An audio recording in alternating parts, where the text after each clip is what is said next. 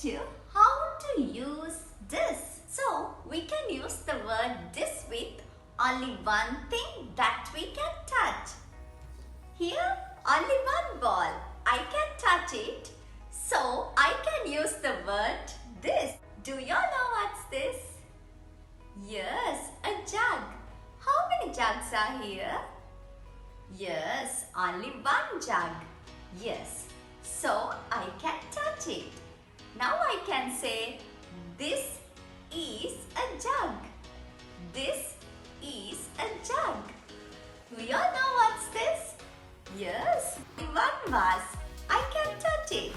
So I can say this is a vase.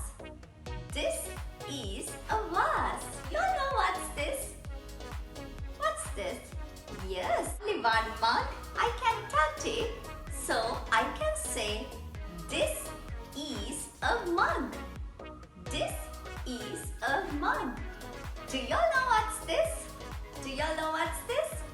Yes. How many books are here? Yes, only one book. So I can say this is a book.